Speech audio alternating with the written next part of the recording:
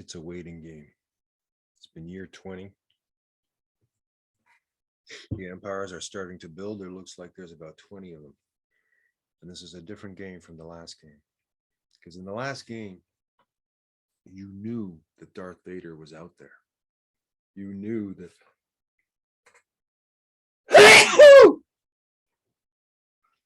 something could happen at any moment that could just change the whole game. And it can be coming from number one enemy, old Darth, and his little sidekick there, the hot dog man. These two, you know, they play the game, they're coming to kill you. And they're not nice about it. They don't care whether they hurt your feelings. They don't care if they feel like you think they're a bully. They don't give a fuck. They want to blow the fucking shit out of your whole fucking world and nuke your populations, take you out. And I found in a lot of the games, most people, at least I didn't want to go to war. When you nuke a planet and kill 9 billion people, it's kind of like, huh, would I do that? Am I playing this game according to my moral structure, or am I being different? And I think this is a big question to ask in terms of all these games. Is like, do you bring your morals into how you play your game? Are you evil or are you good? Do you care about the players? Do you want a more peaceful game, or do you just want to go to war? Because in this game, it's pressing of buttons. It's not like Call of Duty where you're mowing everyone down all the time. Here, you're plotting strategy. You're building things. Let's go into the interface screen.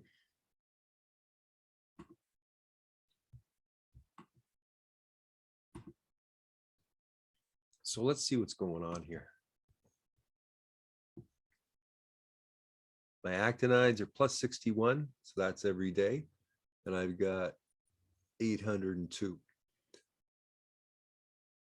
My halogens are plus 63, and I'm at 246. My metal alloys are my lowest, plus 36 and 212. Cycle.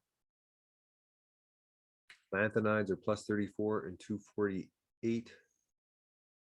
And organics are plus 118 and 633. So the top number is how much you get per day or a year, and the bottom is your total. Over here we have research, and I'm at 1,378, which is 154 is coming from the colonies, 96 from ships, 64 from stations, 342 from telescope studies, and 722 from planetary surveys. So the total is 1,378. And then from that research, I am able to research basically one of these, or you can do more at a time, but it can really slow you down. Right now, I'm researching asteroid mining. It's going to come in 4 years and 7 months. That's basically almost 5 days. A year is a day in this game. And then we have all these other options available.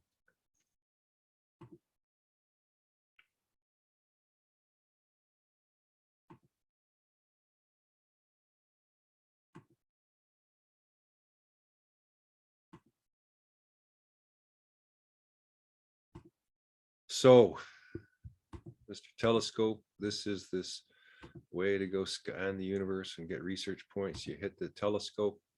What the fuck? I've only done this about 1 million times, but I'm having a problem now on camera. Excellent. So go to game messages, telescope, survey Devora 7 has been completed. So you jump to it and you move that little spaceship along. And now you survey. And you keep doing this over and over again with different ships. I have 8 science ships currently, and they get 2 points for each survey that they do. You get surface scan can give you something. Right now, I'm waiting for a planetary supercomputer. I'm waiting for a planetary neural net. Planetary supercomputer. Social development's 3. planetary supercomputer. So this is my main world. No, it's not.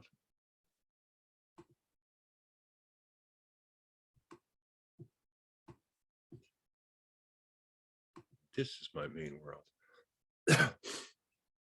So here again are the multipliers and how you get the multipliers. They're being affected by different things. The organic is there's a homeworld bonus, industrial farming +8, vertical farms +2, food forest 2 +4, planetary management +1, weather control ×2, and then social developments 3 +30%, biotechnology +20%, cybernetics +15%, powered exoskeletons +10%, species advantage +15%, and low maintenance +45, having a total of 118. So each one of these has that. Is it affected in a different way?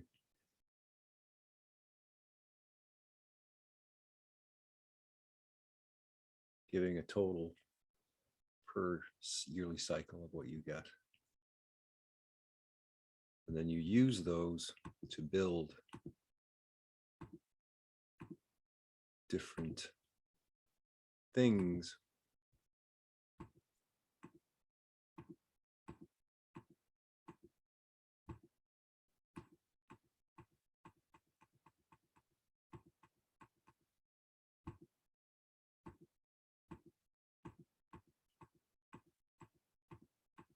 Each one of these ships is what is available, and the ships come from designs that you create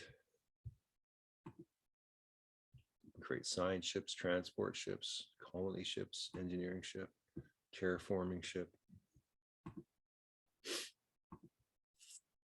or corvette, frigates, destroyers, light cruisers, battle cruisers, and battleships. And as you do more technology, you open up different ships. Politics is here, you're talking to other empires out there. Civics is how you control the economies of each of your colonies, and you can choose between production, construction, and research and change the percentages of what they can do. So that's it for now from Captain Sweep, and just telling you that this is a waiting game. It's a patient game. We don't know who the players are. We don't know how they're going to interact. We don't know who's going to form alliances. We don't know about what is going to happen. So unlike a lot of other games, there's not thousands playing, there's only 20 playing. And it becomes a small galaxy once you really start expanding your empire. And we have to take it a step at a time, wait for our technology to get better, and wait for our infrastructure to get built. And so you're making decisions based upon, do I go military or do I go infrastructure? Do I build more colonies, or do I perhaps build ships or a navy so I can go attack people or defend myself if I'm going to be attacked? How much do you put on defenses? How much do you put in your ships? How much do you put in your mining capabilities? And a series of decisions are always being made, and you're pressing buttons here and there to up your research points, kind of basic things that don't take any thinking at all. Altogether, you've got to sort of think from the perspective of an empire commander, and you're thinking from a perspective of, do I do this with military conquest, or am I going to form alliances and learn how to get along with other empires?